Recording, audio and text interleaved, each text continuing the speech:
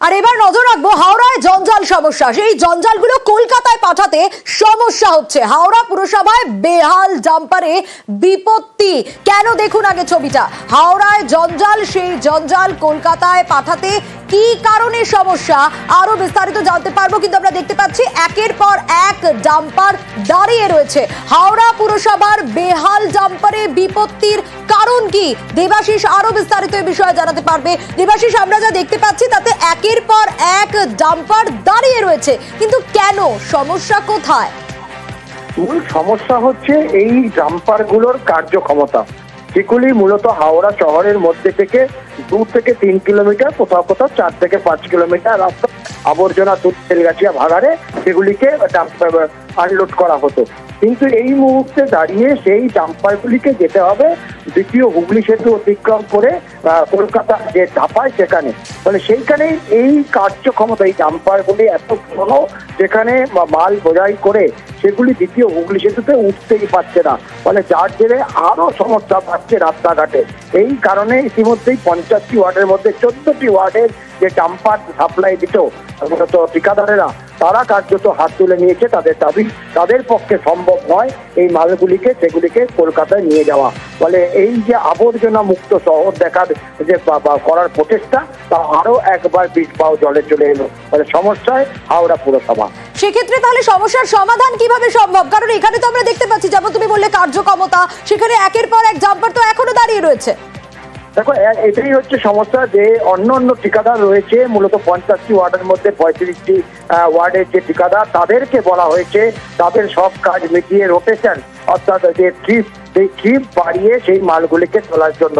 ফলে সেটাও কিন্তু কার্যকর হওয়াটা খুবই অসম্ভব, কারণ কলকাতার ধাপায় যেতে আসতে যে সময় লাগে, সেখানে এসে একাধিক ট্রিপে হাওড়া শহরের বিভিন্ন জায়গা থেকে মাল তোলা তা কার্যত বলা যেতে পারে সম্ভবই নয়। ফলে নতুন গাড়ি বা নতুন ডাম্পার যতক্ষণ না অ্যারেঞ্জমেন্ট হচ্ছে ততক্ষণ কিন্তু এই আবর্জনা মুক্ত শহর দেখা কার্যত বলা যেতে পারে একেবারেই শূন্যতায় চলে যাবে। বেশ দেবাশিস,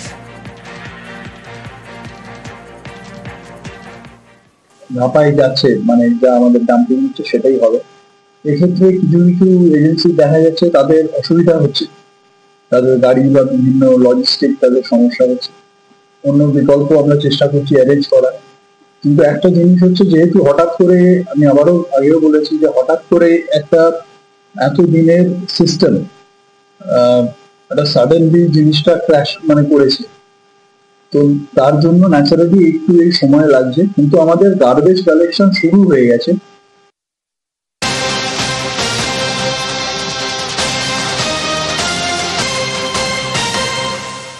আর এবার একটা ছবি আপনাদের দেখাবো, যে ছবি একেবারেই কাম্য নয়। কোথাকার ছবি? বক্সা টাইগার রিজার্ভের ছবি আপনাদের দেখাবো। হাতির করিডোর দেখুন, হাতির করিডোরে কি এভাবে মদের বোতল বা উল্টো পাল্টা জিনিসপত্র কখনো থাকতে পারে? ছড়িয়ে ছিটিয়ে রয়েছে। ছবিটা আপনাদের দেখাই, দেখুন, পড়ে রয়েছে প্লাস্টিকের বোতল, পড়ে রয়েছে মদের বোতল, পড়ে রয়েছে ইনজেকশন সিরিঞ্জ। কেন থাকবে? এই প্রশ্নগুলো বারবার করে নিশ্চয়ই আপনাদের মনে জাগছে। চলুন জানার চেষ্টা করি কেন এরকম পরিস্থিতি। রাজকুমার জানাতে পারবে। রাজকুমার, কি কারণে হাতির করিডোরে এই রকম ভাবে আবর্জনা পড়ে রয়েছে, যেখানে যেখানে প্লাস্টিক পড়ে রয়েছে? বন দপ্তরের তরফ থেকে কি বলা হচ্ছে? দেখো সোনিয়া, একদমই এই ছবি কিন্তু কাম্য নয়, কাম্য নয়, কাম্য নয়। তার কারণ হচ্ছে যে এখানে বনাঞ্চলের মধ্যে একটা টাইগার রিজার্ভের মধ্যে এইরকম ভাবে একেবারে যেখানে সেখানে মদের বোতল ছিটিয়ে রয়েছে, প্লাস্টিক রয়েছে। বন দপ্তরের কর্তারা জানাচ্ছেন যে বক্সা টাইগার রিজার্ভের বনাঞ্চলটি একটি বিশেষ চরিত্রের, অর্থাৎ এই বনাঞ্চলের ভেতর দিয়ে চলে গেছে হচ্ছে 31 নম্বর জাতীয় সড়ক। শুধু তাই নয়, আলিপুরদুয়ার যে কালচিনি রাজ্য সড়ক, সেই রাজ্য সড়কও এই বনাঞ্চলের ভেতর দিয়েই গেছে। এবং যে বক্সা কোর্ট এবং জয়ন্তী যাওয়ার যে রাস্তা, পূর্ত দপ্তরের রাস্তাও কিন্তু এই বনাঞ্চলের ভেতর দিয়েই যাচ্ছে। ফলে তারা নজরদারি চালাচ্ছে, কিন্তু নজরদারি চালানোর পরেও কিন্তু এভাবে এই যে যত্রতত্র মদের বোতল, প্লাস্টিক, কাঁচা ভাঙা কাঁচ, সিরিঞ্জ, এই যে ছড়িয়ে ছিটিয়ে দেওয়ার যে বিষয়টি, সেটা তারা আটকাতে পারছেন না। তারাও সকলের কাছে আবেদন করেছেন যাতে বনাঞ্চলের মধ্যে হাতির করিডোরে বন্যজন্তুদের পথে যেন এই সমস্ত জিনিস না ফেলা হয়, না ছড়িয়ে দেওয়া হয়। সোনিয়া, বেশ,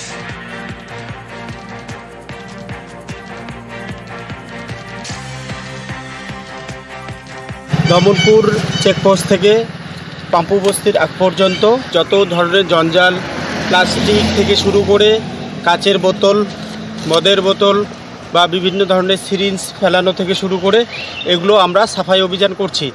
আমরা চাই জঙ্গলের যে সুস্থ পরিবেশ, সেই সুস্থ পরিবেশ বজায় থাকুক, সেই জন্য এই অভিযান আমরা চালাচ্ছি।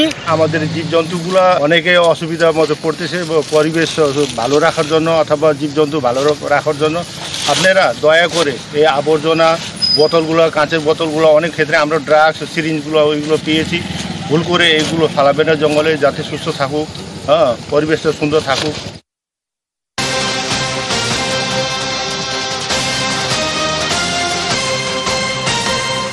আর ইতিমধ্যে জলপাইগুড়ির দিকে নজর রাখবো, কারণ টাকার বিনিময়ে এক্সপিরিয়েন্স সার্টিফিকেট জারি করে কাঠগড়ায় ইতিমধ্যে জলপাইগুড়ির ড্রাগ কন্ট্রোল ইন্সপেক্টর।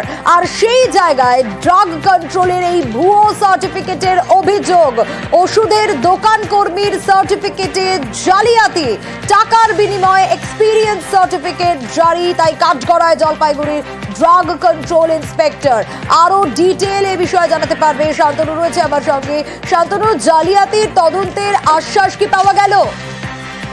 ইতিমধ্যে কিন্তু তদন্তের ঘোষণা হয়েছে যে অভিযুক্ত যে ইন্সপেক্টর রয়েছেন, ড্রাগ কন্ট্রোল ইন্সপেক্টর, তার বিরুদ্ধে তদন্ত করা হবে বলে দপ্তরের আধিকারিকরা জানিয়েছেন। পাশাপাশি এর বিরুদ্ধে কিন্তু এর আগেও অভিযোগ উঠেছিল যে এর আগে যে এক্সপিরিয়েন্স সার্টিফিকেট, মূলত অত্যন্ত গুরুত্বপূর্ণ, যে ওষুধ দোকানের কর্মচারী তিনি কতটা ওষুধ সম্পর্কে ওয়াকিবহাল, তিনি কতদিন কাজ করেছেন, সব সম্পর্কিত একটি সার্টিফিকেট তৈরি করা হয়। সেই এক্সপিরিয়েন্স সার্টিফিকেট ক্ষেত্রে দেওয়ার ক্ষেত্রে কিন্তু শান্তনু, যে ছবিটা আমরা দেখছি একের পর এক পোস্টার পড়েছে। দেখো, এর আগেও কিন্তু পোস্টার পড়েছিল, কিন্তু বিষয়টি কিন্তু সেইভাবে সামনে আসেনি, পোস্টার ছিঁড়ে ফেলা হয়েছিল। কিন্তু আজকের যে ঘটনা, গতকাল রাতেই কিন্তু এই পোস্টার লাগিয়ে দেওয়া হয়েছে জলপাইগুড়ি যে ড্রাগ কন্ট্রোল অফিস রয়েছে তার চত্বরে, এবং অফিসের ভেতরে বাইরে সর্বত্র কিন্তু এই পোস্টার ছড়িয়ে দেওয়া হয়েছে। এবং অভিযুক্ত সেই কিন্তু এই পোস্টার কারা ফেললো? ভেতরে বাইরে অফিসের চারিদিকে এত পোস্টার। দেখো, এই পোস্টার নিয়ে কিন্তু এখনো অন্ধকারে ড্রাগ কন্ট্রোলের আধিকারিকরা, কারণ এই পোস্টারগুলো বিশেষ কেউ বা কারা এই লাগিয়েছেন তার সম্পর্কে কিন্তু তদন্ত করে দেখা হচ্ছে। তবে এর আগেও কিন্তু এই ধরনের পোস্টার করেছিল, জালিয়াতির অভিযোগ উঠেছিল, ঘুষের অভিযোগ উঠেছিল, এবং সেই সম্পর্কিত কেউ বা কারা এই ধরনের পোস্টার কিন্তু আবার লাগিয়েছে। এবং দৃষ্টি আকর্ষণ করে একটা জায়গায় পোস্টারে লেখা হয়েছে, পোস্টার এভাবে ছিঁড়ে ফেললে হবে না, ঘুষ জালিয়াতি এভাবে পোস্টার ছিঁড়ে আটকানো যাবে না, এর তদন্ত হওয়া উচিত। অর্থাৎ পোস্টার দিয়ে তদন্ত, গোটা ঘটনা তদন্তের দাবি করা হয়েছে। এবং এই ঘটনা সামনে আসার পরেই কিন্তু একটা চাঞ্চল্য ছড়িয়েছে ড্রাগ কন্ট্রোল অফিসে, এবং আধিকারিকরা ছুটে এসছেন, তারা গোটা ঘটনা খতিয়ে দেখছেন। পোস্টার থেকে যে অভিযোগগুলো তোলা হয়েছে, সমস্ত অভিযোগকে নিয়ে তাদের উদ্যোতন। সেক্ষেত্রে কোনো রকম কোনো প্রতিক্রিয়া পাওয়া গেছে এখনো পর্যন্ত শান্তনু? দেখো, এখানকার যে ড্রাগ কন্ট্রোলের যিনি দায়িত্বে রয়েছেন তিনি কিন্তু স্পষ্ট জানিয়ে দিয়েছেন, ঊর্ধ্বতন কর্তৃপক্ষকে সকালেই তিনি বিষয়টি জানিয়েছেন, এবং এই গোটা ঘটনা এবং যার বিরুদ্ধে অভিযোগ উঠেছে তার বিরুদ্ধে তদন্তের আশ্বাস দিয়েছেন। অর্থাৎ একের পর এক অভিযোগ যার নামে আসছে, তার বিরুদ্ধে যে অভিযোগের সত্যতা রয়েছে কিন্তু তা খতিয়ে দেখতে কিন্তু গোটা ঘটনা তদন্ত করা হবে বলে এখানকার জলপাইগুড়ির যে ড্রাগ কন্ট্রোল দপ্তরের যে অ্যাসিস্ট্যান্ট ডিরেক্টর রয়েছেন সমিত সাহা, তিনি কিন্তু জানিয়ে দিয়েছেন, এবং ঘটনা তদন্ত হচ্ছে বলে তিনি জানিয়েছেন। বেশ,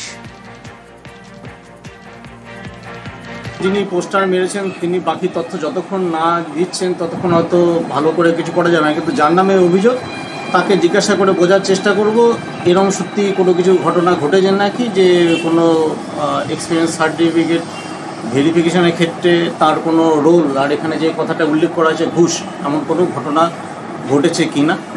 ইন্সপেক্টরের এগেস্টে এই পোস্টারের জন্য আমরা আমাদের মতনভাবে একটা ইনকোয়ারি যেটা করব, সঙ্গে নামটা পেলে হয়তো আরও ভালো করে করা যেত। এর সঙ্গে যদি আমার ঊর্ধ্বতন কর্তৃপক্ষ কোনো আলাদা ইনস্ট্রাকশন দেয় সেই ইনস্ট্রাকশন অনুযায়ী কাজ করে।